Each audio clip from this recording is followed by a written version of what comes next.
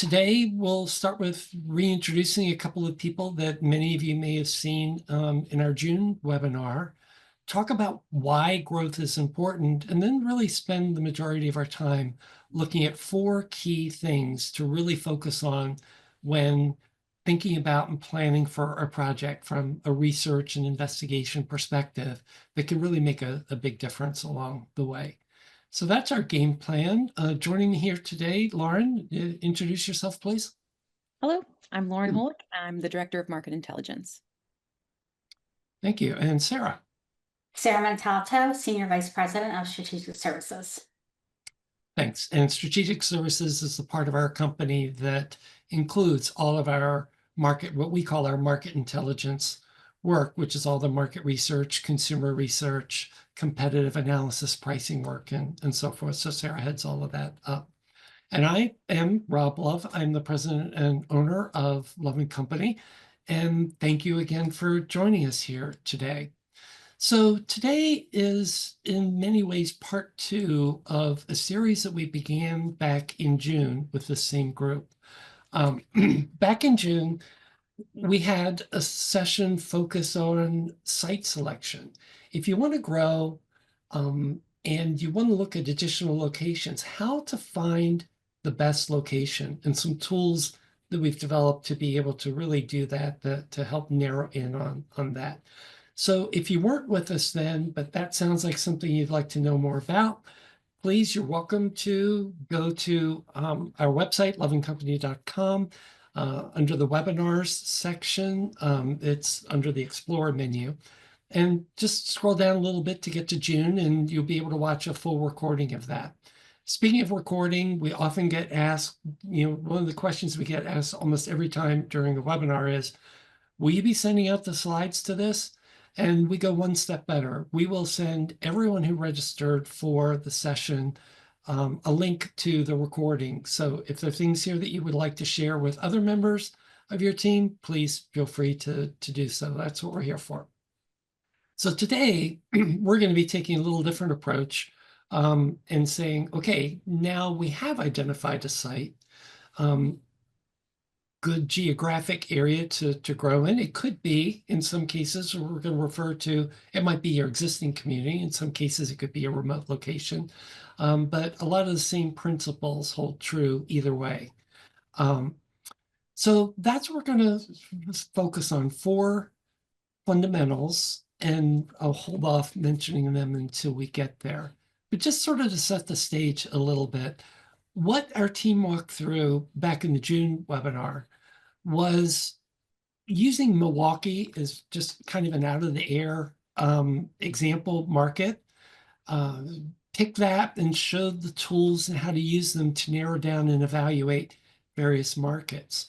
What we're going to do today is take one of those market areas and do a deeper dive and show what the next steps in the analysis process are. And we'll walk through how those tools, four key fundamentals that we mentioned, provide insights here.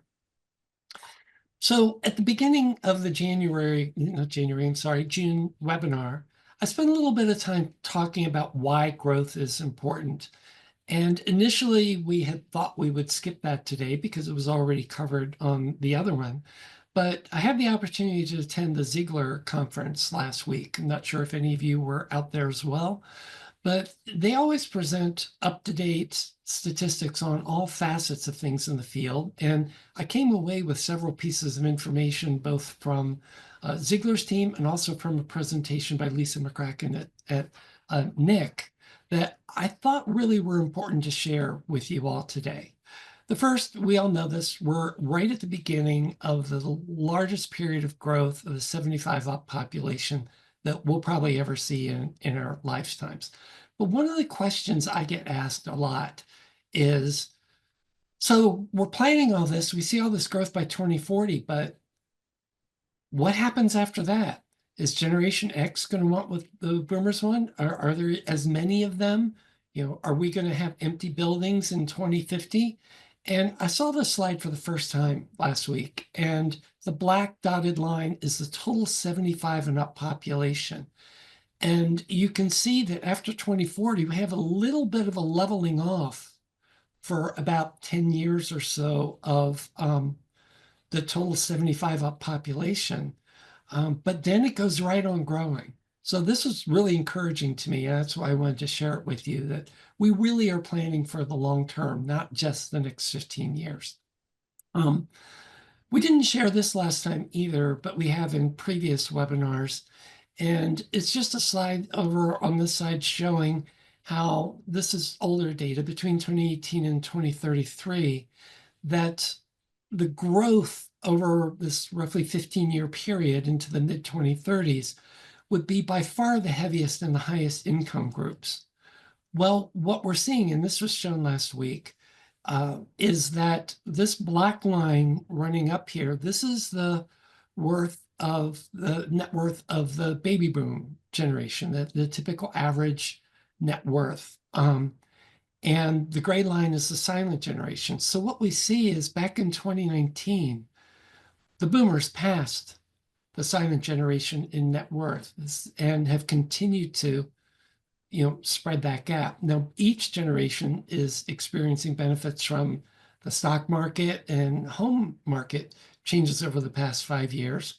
But this growth, particularly through the last 10 years or so, is also indicative of a generational transfer of wealth from the silent generation to the boomers. So that's happening, and the boomers will be the most affluent generation that we've ever seen. So that's important because a lot of people, question, are people really going to be able to afford our communities? The other thing that really drives the importance of growth is supply is not increasing very fast. We see that the supply has really leveled off it's plateauing over the last several years. It's growing just very slightly, but yet demand, the blue line, occupied units, continues to increase at a significantly greater rate than the supply increases. And today we're at record levels of both.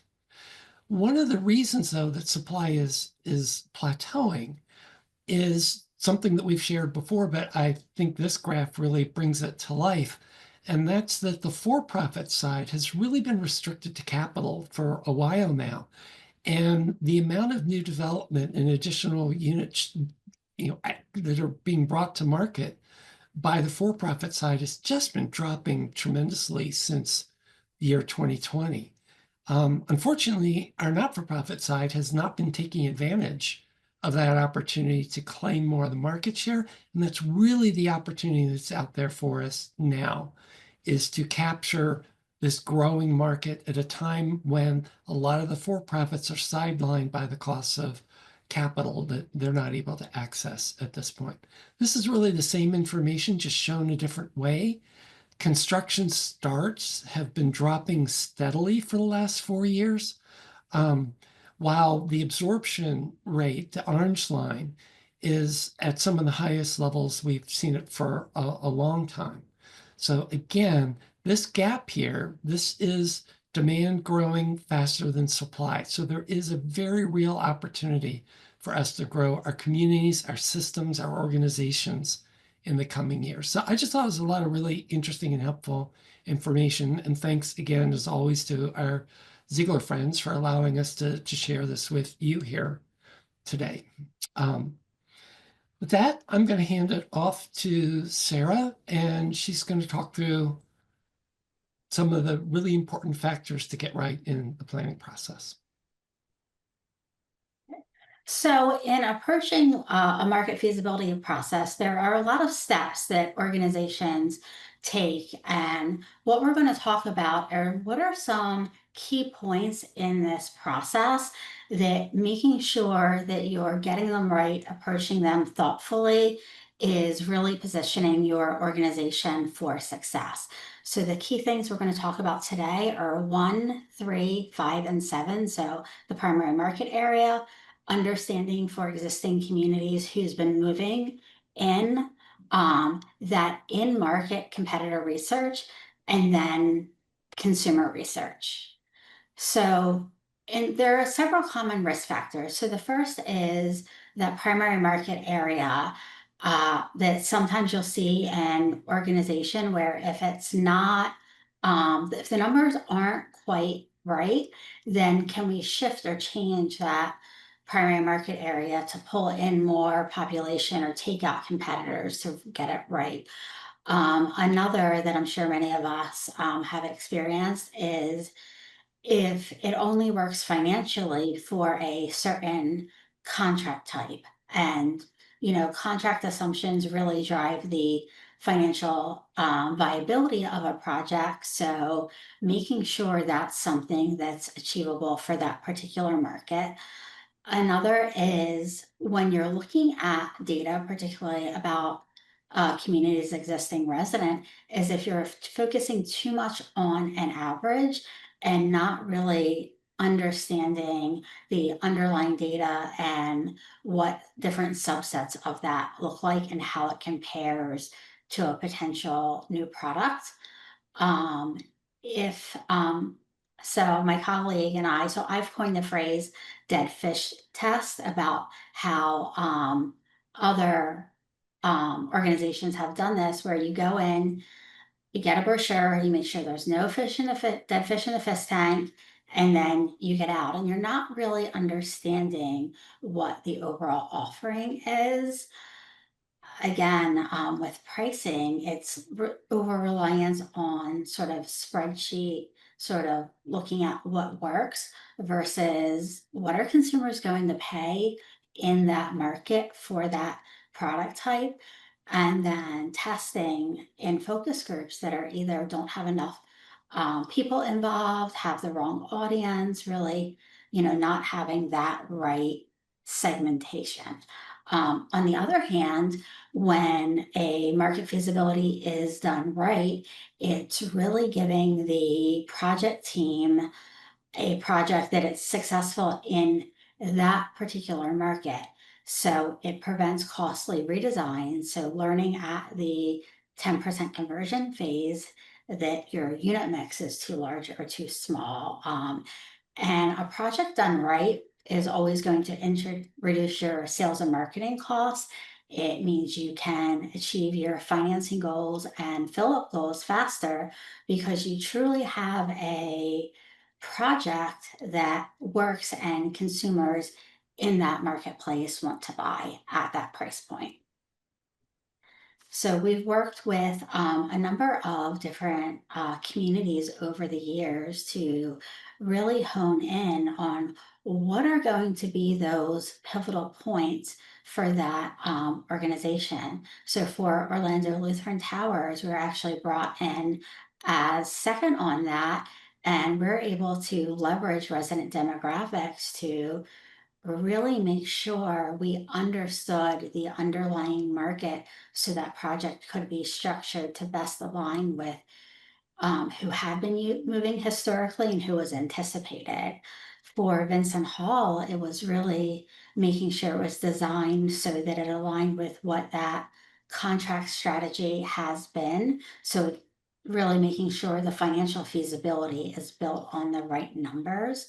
For Cumberland Crossing, it was having an understanding of what their project currently looked like and the type of investment in non-revenue producing spaces would be needed to add an apartment component to that campus. And for Lakeview, it was really focused on consumer research, whereas from a numbers standpoint, they could expand, but the type of product meant what that sales pace and timing would look like and whether an expansion would likely need to be split into phases.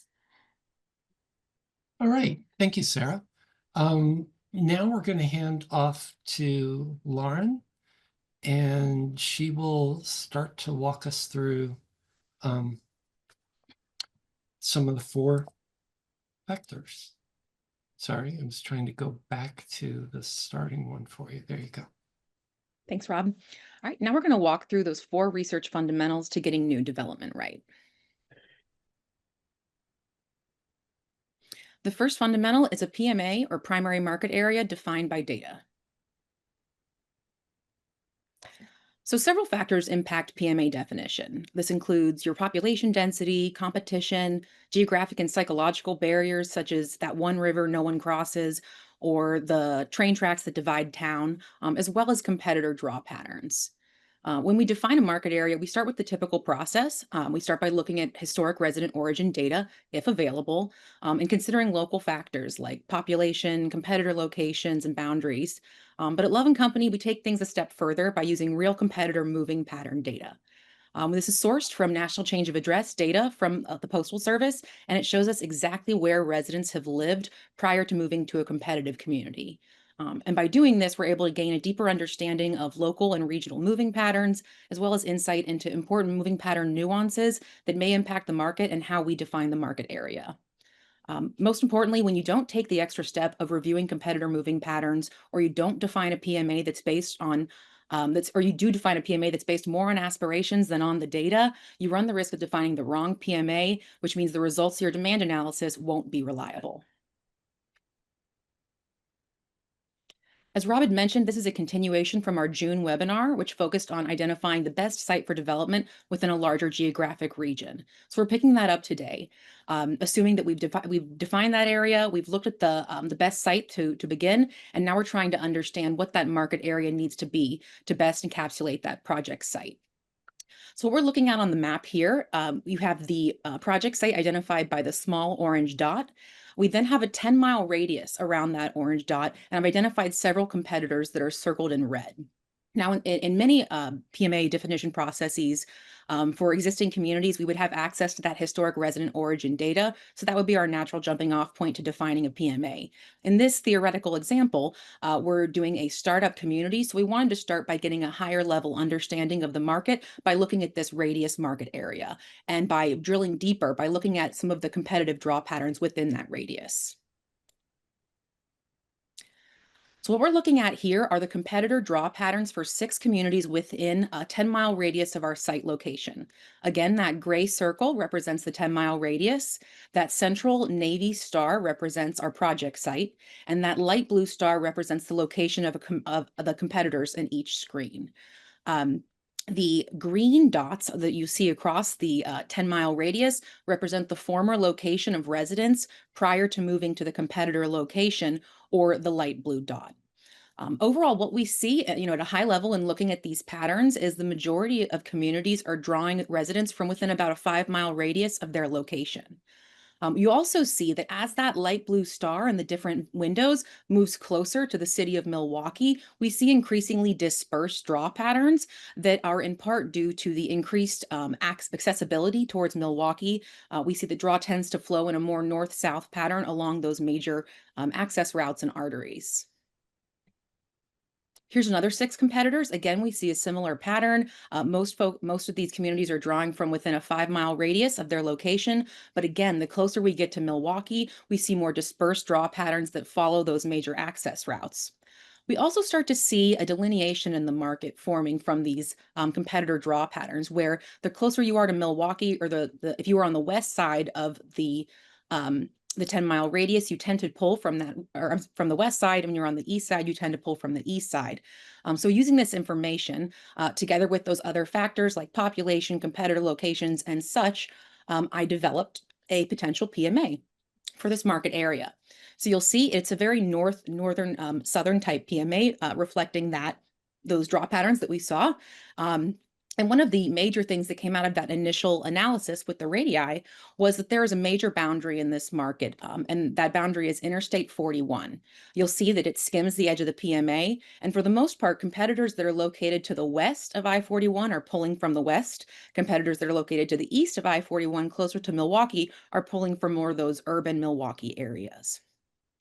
We also saw in those competitor draw patterns that the Waukesha market to the west of our PMA is really a distinct market. Competitors located within Waukesha tend to draw from very heavily within Waukesha. You live in that area, you stay there, and folks who live outside of it don't tend to move in. So this is another view of that defined PMA where you can really see some of the factors at play in this market. You'll notice again that we are sort of this northwest oriented PMA, and you can see that to the right of the PMA, there's a white area We've got sort of a white underlay on the map indicating higher density areas, more urban spaces. To the west of our PMA, we see green areas indicating more rural areas, forested areas. And then we see that Waukesha circle. But essentially, our market area is straddling some of the furthest suburbs of the Milwaukee space. So now that we've looked at that first pass and we've defined our market area, we want to ensure that we have the boundaries right. So we're going to take another look at those competitor draw patterns to make sure that we are seeing patterns we expected to see from our initial analysis. So again, we're looking at those draw patterns, competitor by competitor for those top three communities, 1, 2, and 3. Those three are located in the Waukesha market, and you can see that the vast majority of their residents are moving from within a tight circle, really from within Waukesha, with very limited penetration from within the gray PMA. Communities 4 and 5 are confirming the northern boundary of the PMA. You can see we have a community that's right on that PMA boundary, number 4, and then community 5 is beyond. Community 4 right on the boundary is drawing a little bit from within and a little from without. This is a great time to point out that this type of analysis helps us understand the degree to weight competitive inventory. So for community number 4, while it is within our PMA, we see that it's not 100% competitive with our community. So we may want to reduce that competitiveness to back out a few of the competitive units. So we're not including all of their inventory as directly competitive. But we see with community number 5, it's far enough away from that boundary. It is minimally drawing from within the PMA, so we would not include that. Community number 6 is checking to, it's our southernmost community, and you can see that it is drawing heavily from within that PMA. Again, here's those remaining 6.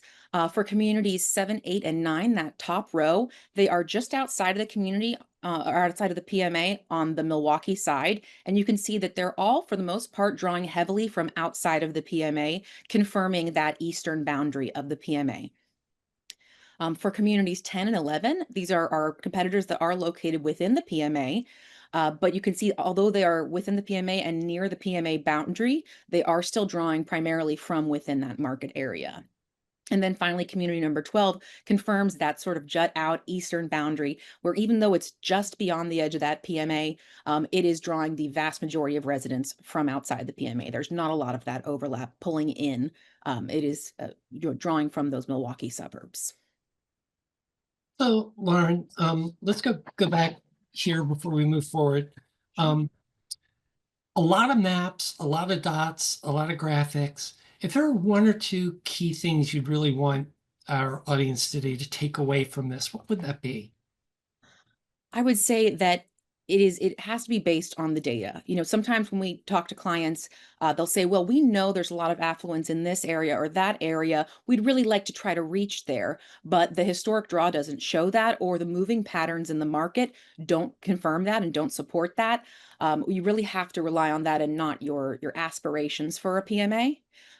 Also, I would again reiterate that competitive draw piece. This really helps us understand the degree that competitors are competing within the market area and helps us ensure that when we do calculate demand, we aren't over or underweighting any of those competitive sets. Thanks. And I would take the competitive part one step further. That really in this example, this whole example is based on a startup community. Once you really understand who your key competitors are and where there is the most overlap, then it helps you plan what you need as you're starting your community to be successful, to compete successfully. You really want to understand as much about those communities as you can, which we'll touch on in a couple of sections forward from here. So thank you for that.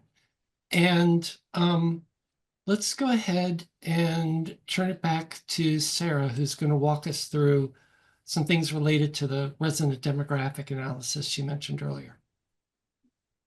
So the one thing I did want to mention before moving on is that that was almost a mini preview of the type of information that we're sharing with the community when establishing and finalizing that PMA. So it's making sure that they have that level of transparency to what's happening in the PMA development and the overall process.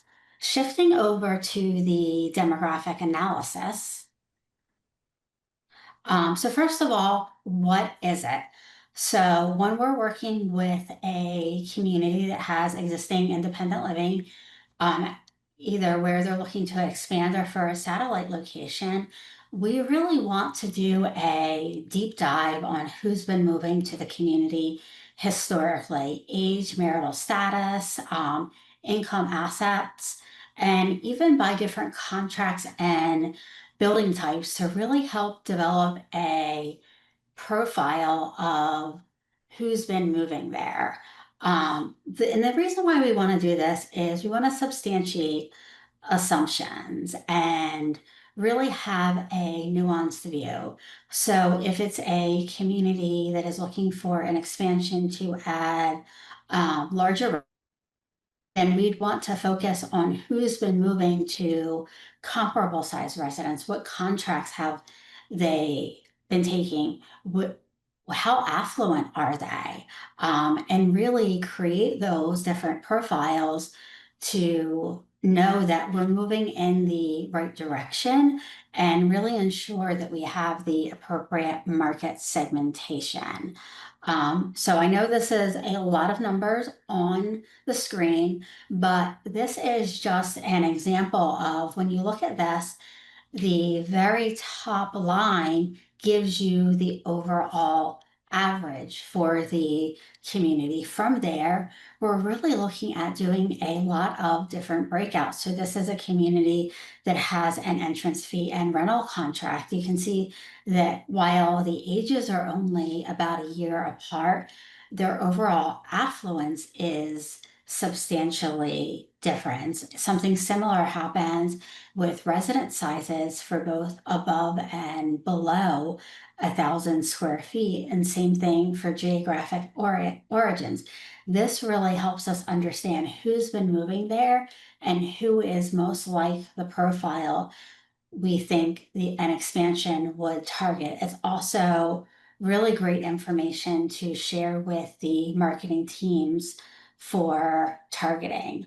In terms of using this, it's really understanding who's been buying larger versus smaller units, or different contract options, and how does that align with what we plan to offer for an expansion or repositioning.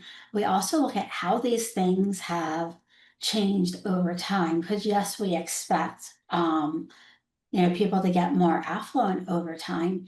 Is that happening? And if not, why? And digging into the numbers behind it to really understand what that overall trend looks like, and making sure that we're aligning that market segmentation. So thanks, Sarah. And slightly different question for you. I'm going to take it backwards and we'll sit here for just a moment. But so this is another one of the things that we do differently from most firms that do, and what Lauren showed as well. These are all things that we do differently than others in the field. Maybe you could elaborate just a little bit why this is, how important this is. You touched on a lot of things here, but if there were one thing that would really stand out as to why this is important to do and to understand, what would that be? You need to know what's happening at the community that you're working with. That if you're like, that your existing resident population has such a wealth of knowledge in this data set, and can really help understand who a likely buyer is. One of the organizations that I had mentioned earlier, that there was a secondary market, and there was talk of, oh, we've been successful in attracting people from this more affluent area next door. And an initial market study built a lot of their residents coming from that area. But when you actually looked at the underlying demographics, they were pulling the less affluent households out of that market. So the more affluent was staying within that secondary market. And because this community had a lower price point for their existing units, they were coming over because it was less expensive. So if they would have moved forward with a more expensive price points on their expansion and assuming way too high of draw of high end residents from that adjacent market, then taking their project to sale, they're likely not going to see the results that they need in terms of priority and 10% deposits to sell that expansion, causing a longer pre-sale period. All right, thank you. Sorry, long-winded. Yeah, I didn't realize it would be that long a response, but very helpful and insightful. One other thing I would say here as well, that while again, our focus here today is on that planning process and planning a community or an expansion, really understanding that. This demographic analysis really is helpful from a marketing perspective as well, to really understand who are you targeting once you get to the point of looking to drive resales. Provides you a really good picture of that. All right, I'm going to hand it back to Lauren, and going to talk about some competitive gathering. All right. So the next research fundamental is in-market data to guide strategy. At Love & Company, we believe that we need to use all five senses to evaluate the true value and quality of a product. And we do this through in-market research, also known as competitor tours. Of course, we also offer other higher level market snapshot type research that helps facilitate earlier in the planning process, go, no go type decisions. But whenever possible, we always try to insist on in market boots on the ground research, as we believe it's really the only way to truly understand the competitive landscape. When you don't do this, you run the risk of designing a project that lags the competitors in some areas or may not meet market expectations. So to help avoid this potential pitfall, we complete extended community tours that average about an hour and a half to 2 hours each. And during that time, we complete detailed positioning scorecards that help us compare communities on an apples to apples basis.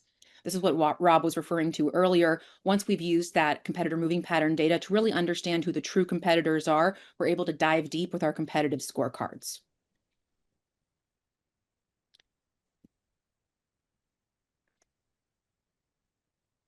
So what are the competitive scorecards? Well, they are developed by Love & Company based on our 25 years serving exclusively the senior living field. And they help us measure a community's competitive positioning, which is how you differentiate yourself from your competition in the market. Most importantly, the competitive positioning scorecards help us answer the question, are product quality and value and pricing, our product quality, value, and pricing in alignment with the community's competitive positioning in the market. We use this to guide strategy for startups, expansions, repositionings, satellites, master planning, and more. So a little bit more nitty-gritty information on the positioning scorecards. So they help facilitate in-depth multi-dimensional reviews. We use standardized 10-point scales that with specific criteria for what would earn a score of 1, a 5, and a 10. And we even have some with specific criteria for what would earn a 3 or a 7, depending on the category and the specifics. We rate a total of 24 different community attributes that your typical prospect would consider when they're visiting a community for the first time. Like I'd already mentioned, these are longer tours. We're not doing any dead fish tests. This is in-depth tours, and we try to see every single level of care if at all possible. We use, there are broad rating categories, everything from site and location to buildings and grounds, and each of those categories has several other attributes within it that are rated. So when do we use them? I'd mentioned some of the other circumstances, but we use them for market studies, pricing and positioning analyses, master planning, sales and marketing assessments, and even evaluating competitors that are closest to a startup project site.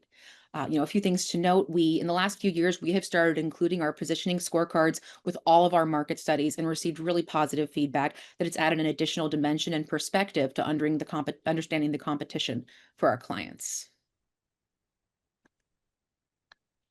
So here's an example of one of those 24 attributes that we rate using our scorecards. This is an example of what the scoring criteria is. So to earn a 10, this is an example scoring criteria for a fitness and wellness center. So to earn a 10, it would need to have a fitness center experience on par with a high-end fitness center chains with a separate group fitness studio. So we've got our weight training room and machines and weights, and then we have a separate area for group fitness and other activities. We want to see high quality equipment and particularly senior friendly equipment. Whenever possible, we like to see those air pressure assisted machines and others that are better for aging joints. We also, of course, want to see an attractive environment, attractive lighting and mirrors, natural light when possible, attractive locker rooms, and a full time fitness staff. You'll see that the criteria for what would earn a 5 is much more limited and even more limited for a 1. But essentially, we stick to this criteria to help guide our rating for each space. So now I'm going to just walk you through an example of what would earn different scores using that scoring criteria so you can see how that positioning scorecard is put into action. So here's an example of a fitness center I have visited. It had just 3 machines, as you see. It's really a multi-purpose space. It's sort of dark. There's limited natural light, smaller room with low ceilings, and it did have a variety of clutter. So this would earn a score of 2 out of 10 based on the rating criteria. Here's an example of a 4. Again, we're in sort of a basement space with somewhat limited natural light, but it is a larger room and somewhat better appointed. And it does have less clutter, so it would earn a score of 4. However, one thing to note, this is the only fitness space this community offers. So there's no group fitness studio, which would preclude it from being able to offer that 5 score. Here's an example of what would earn a score of 10. So again, you can see this fitness space is a little bit more attractive than the other 2. But most importantly, this space offers a dedicated weight area and cardio area and a separate room that's well appointed for group fitness. This would earn a score of 7. And finally, our 10. So this is an extensive, expansive fitness center with a large space with a wide variety of senior-friendly machines. They have a large indoor walking track, a regulation-sized basketball court and pickleball court, and multiple other small rooms that can be used for group fitness within the space. Everything was contemporary, attractive, and well-maintained, so that earned a score of 10. Here's another example of one of the other fitness and wellness scoring categories. So we look at the quality of the fitness and wellness center, but then we also look at its programming, the fitness and wellness staffing and services. To earn a score of 10 here, we would want to see personal training included for all residents and a very robust schedule of all fitness classes. Anything short of that would earn a lower score, and you can see those outlined below.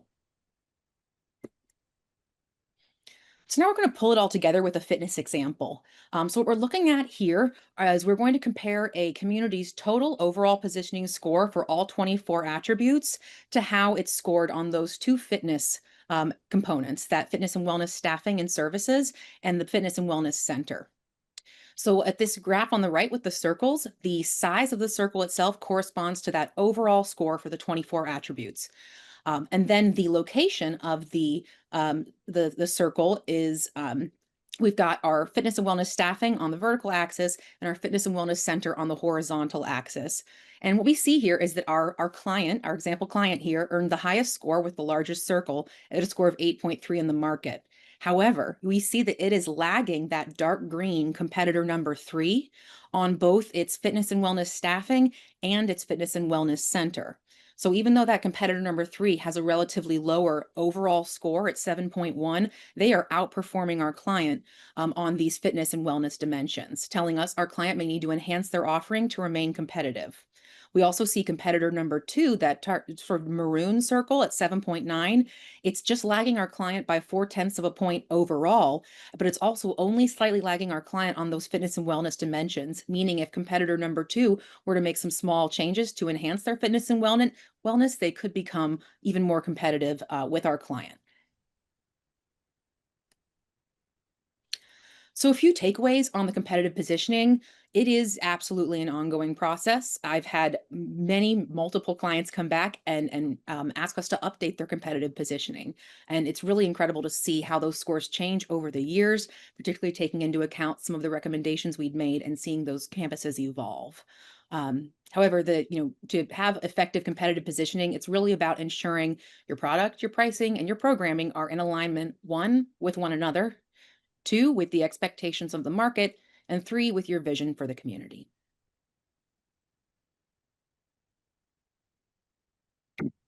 Thanks, Lauren. So I will add one note on that, and that's that There are times when the client community might need to have a little bit of a thick skin in relation to the scoring, because we all think our communities are the best in the market. But what happens if we come back and show that there are 3 other communities that are scoring higher? Doesn't mean there's anything wrong with the community.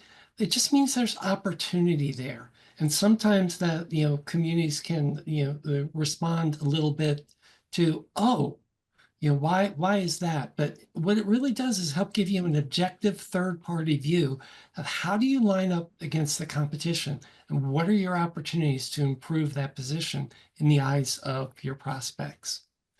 So with that, we're going to slide back over to Sara to walk us through consumer research.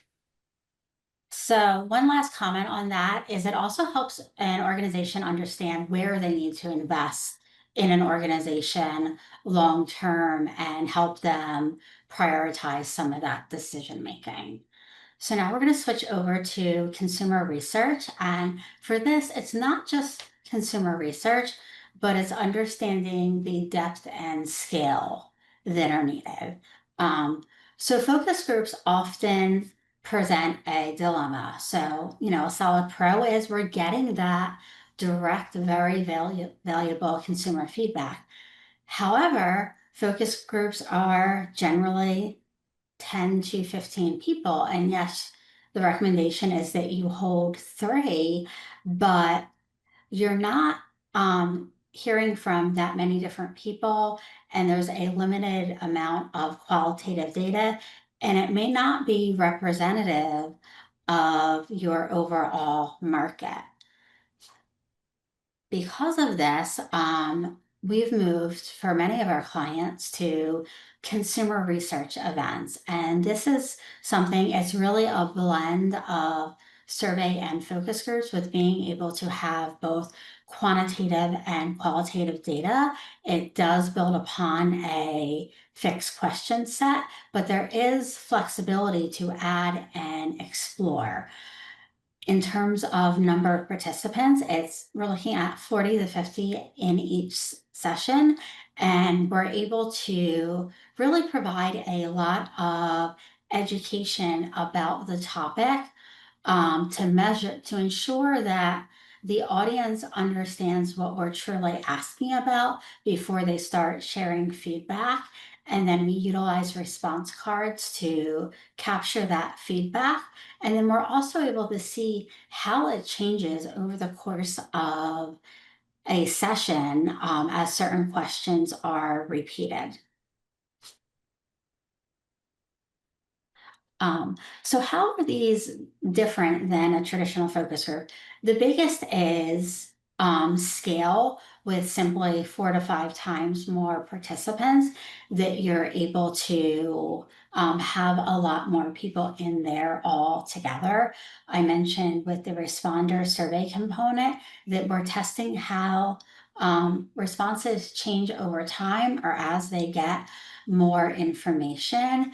And that live tracking, not only are we capturing it, but for certain questions, we're preloading it so we're able to share their responses in real time and probe and get more information about why they answered the way they did. And all of the question sets are custom built to what are the variables most important to learn about for this project. In terms of benefits, it's that larger audience group where we're hearing from more people, and also that audience, that larger audience means you're more likely that if there's sort of groupthink can happen in smaller focus groups, but you're more likely to have somebody who's willing to speak up in the larger group because they feel like there's going to be others that will share their opinion. And I've absolutely seen that happen. The other thing with the education proponent, that it means that the feedback that we're getting on pricing and contracts, that we're able to share more information up front so we're have a better sense that they understand what we're asking them to respond to. The other thing is because we can segment the audience with separate groups for the wait list, the lead base, and the purchase list, then we can compare how those different audiences responded. So does your wait list like what you're considering more or less than the external market? And then having benchmarks for each of those groups to say, how much are these responses similar or different to other communities? Another is that concept testing. So we learn really great things during this process to fine tune what that overall product offering is. And oftentimes it can be the interplay between the size mix and pricing. We've had another community where the pricing was a lot more positively received, and we were able to increase pricing. And part of that is the comparison to what's happened with other communities that have successfully pre-sold, and then looking at how the perception changes, how interest in different unit sizes changes both before and after pricing. So when is this helpful to use? So a key point is multiple stakeholder groups. So if you want to be able to speak with a large number of your wait list, lead base, and purchase list, and have separate groups for those, early in the design process, talking about needs versus wants, and also start to explore where compromises won't be. For one community in a high rise, we even use this to explore how much of a premium they'd be willing to pay for the top floor with the best view to really understand sort of that pricing sensitivity in this market. The other thing that it does is make sure prospects feel included in the process, that you truly want to hear what they want before finalizing the decisions, and it makes them feel like they're joining the process for an expansion or new community early in the decision-making process. So in terms of outcomes, so if we do this consumer research, then what happens? So one is building a solid lead list for a new community or expansion. Often those who participate become the initial priority deposits for a project. It gives them a lot more education about senior living, about the sponsor and the project itself. It helps them become invested, and that's part of the reason why we see such a high number of research participants who become depositors for the project. It also starts word of mouth on the project. So people talk about it, share it with their friends. And then lastly, and this is one of the things that can be really impactful from the cost perspective, is if something doesn't test the way we were hoping it could, it allows us that earlier feedback. So if we need to make a change to the unit mix, either up and down, the earlier that you have that information in the development process, the less expensive it is to make that change. Okay. So now we're going to switch into sort of, that was the last of our fours. So we're wrapping up here with the red flags and 4 key questions. So the red flags are really just the things that we started out at the top with, really making sure that things aren't changing during that process, or if they are, that you really understand why. And, it really becomes when you're working with a consultant for a market feasibility study, what are the right questions that you should be asking, as you begin that relationship, as you're working forward on that project? So the first is how that PMA defined, what that process looked like, what data was used for any type of, it says here demographic assumptions, but really, everything is understanding where simple averages are used and what the underlying composition of that data. So how different are medians from averages? What do different subsets look like? For the competitive analysis, was in-market data used? How does that compare to what's planned, your current position, and the pricing for the project? Are all of those things in alignment? Are you designing a project that is going to be something that your consumer wants? And then for consumer research, that if you're investing in it, make sure you're talking to the right groups of people, and have the right number of households represented so that that data can truly be reliable. All right. Thank you, Sarah and Lauren. I'm actually going to come out of the PowerPoint for a moment here and ask each of you, there were one thing that you wanted our audience to take away from today, more important than anything else to you, what would that one thing be? Lauren, could you lead us off? Absolutely. I would say that your market research is only as reliable as its foundation, and the foundation is an appropriately defined PMA. To make sure a PMA is reliable, it needs to be based on data and not assumptions or aspirations. All right. Thank you. And Sarah, how about you? So mine's related, and it really has to do with making sure not even just your PMA, but you're substantiating all of your assumptions with data and understanding what is in that data set.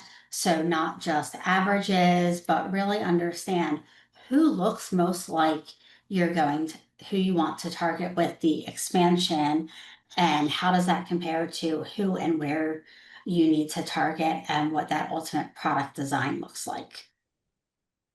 All right. And mine takeaway is going back to the intro, it's time to grow. And a lot of our organizations are, a lot aren't. But we really have a tremendous opportunity in the years ahead to capture a greater market share. The not-for-profit communities have a great opportunity to capture greater market share. And this is the time to jump on that. So with that, let's come back over here. And,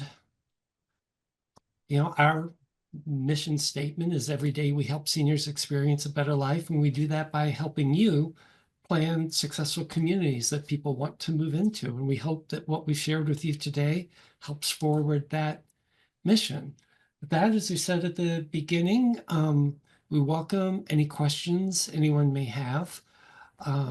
Please go ahead and type them into the Q&A. And if you have anything you'd like to send specifically to any of the three of us, you have our contact information. And if there's anything here that you'd like to explore more about on more of a one-on-one basis, we have a way to get in touch with us and set up something there. So open for any questions. And I'll start it off. With the resident demographics, Sarah, I'll go to you because you talked about the resident demographics. We obviously we're able to do that for an existing community. For a startup community, like a satellite location or a new location, is there any other kind of information you might look at to gain an insight on the potential prospects? So for that, obviously we're using moving patterns, but if there is a competitor that looks more like who our community is, then we could request some data using mailing list and sort of that third party national change of address data to understand what the profile of their resident looks like.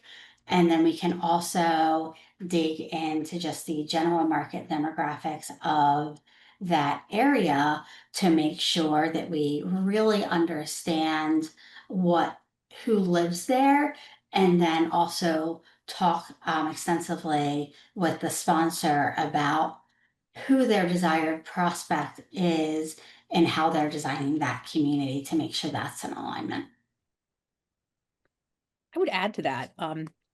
In addition to the resident origin moving pattern data that were provided through NICMAP, our data provider, we are also able to see, in addition to that origin data, resident income distribution for a given community and resident net worth distribution.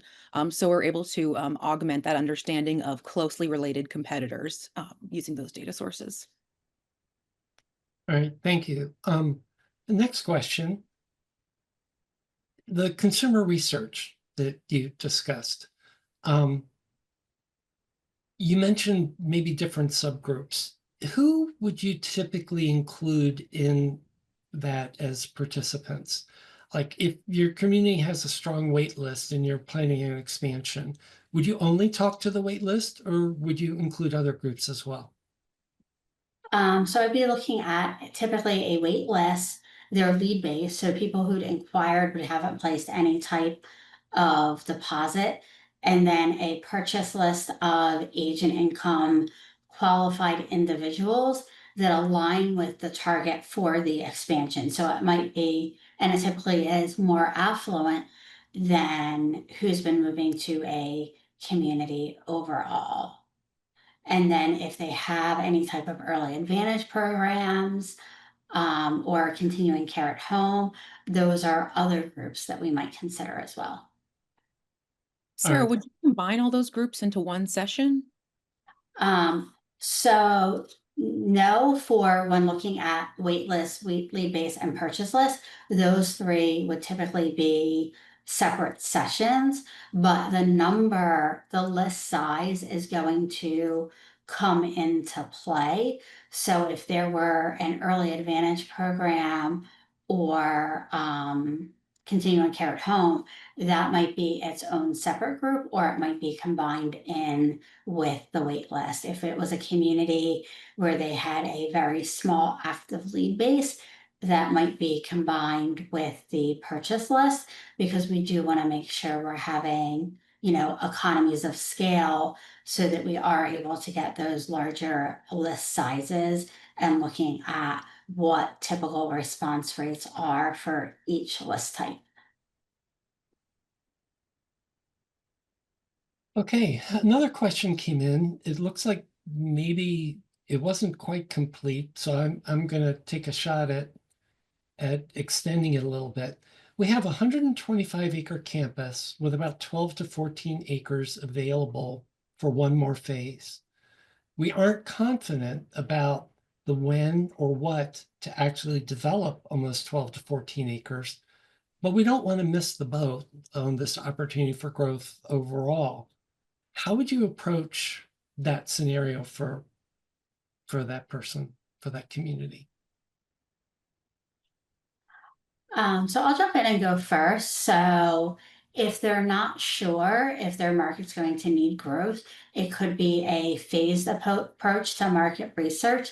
So starting with that snapshot to make sure there's sufficient demand in that market before going to the next step of um, investing in the in-market research. And then the other thing is that we've done, I know I've talked today about when we're doing consumer research or product testing, but we've also done it with organizations where they weren't sure if they were going to build on campus a satellite community or an adjacent market, and testing a lot of different product types for doing on cottages, apartments. So that type of research methodology can be used earlier in the process to really understand what makes sense for this particular site if you're not yet at the point of having a specifically defined project to test. All right, and we have one more question here, and if any of you out there have any additional ones, please add them now. Otherwise, we'll take this one and we'll call it a day, and thank you all for joining. So the last question is, when you look at the demographics, Mhm. like income, net worth, and maybe median home values, in really looking at how you define that age and income qualified market, and ultimately then how do you price a project? Do you prioritize or discount any of those data points? Income, net worth, median home values. And another way of asking the question, I think, is the way we do analysis evolving as we get better access to better person-specific data? So I would say, sort of using the terms prioritize or discount, that's almost another way of saying the type of segmentation that we're looking to do. So we are looking to prioritize for an expansion or satellite community those who've chosen a residence that looks most likely with what would be planned for the expansion. So it's looking at that subset of data. The other thing is looking at when somebody moved in. So knowing that somebody who moved in 10 years ago and it's a snapshot from move-in, that's not going to be the same as what it looked like versus those who've moved in over the past 3 years. And yes, there is better access to data. I feel like it continues to evolve every day, and even just how communities are keeping and storing that data is even easier access to person-specific data who's moved into a community and different tools and resources, like to the point that Lauren mentioned with the data that we're able to access on what the profile looks like of somebody who's moved into a competitor. I'd also echo Sarah's point with respect to the access to data and evolving tools for analysis. In years past, we had clients who were pulling all paper records in order for us to be able to get the data needed for our resident demographic analysis. Now we're increasingly seeing clients who are well versed in their CRM, some who are even keeping these types of records for themselves. So the better records you keep, the better analysis we can do for you. Mm. I would add one more thing that's, I'm not the MI team, I'm not doing that, but if I ever come in and get involved with a project, either in planning or trying to figure out what's going wrong, if something's not going well and we're calling in there, one of the very first things I look at is what's the relationship between home value and the median home value in a market area and the weighted average entrance fee of the product, because that is so critical to success in marketing, is the depth of the market at the price point that the product is being offered at. So I do tend to weight that one more heavily. People just are reluctant if there's a big gap between the two. If our weighted average entrance fee is 900,000 and the weighted average home value is 500,000, that's a big gap, and people are really reluctant to liquidate several $100,000s of their assets to add to their home value and pay that entrance fee. That's a red flag. So personally, as I delve into things, I place a lot of value on the home values in the market. All right, with that, we didn't have any other questions come up. So thank you all very much for joining us today, Sara and Lauren and the Love & Company marketing team. Thank you for all the time that you put in to preparing this for our participants today. And we wish everyone well. Take care and thanks again for coming.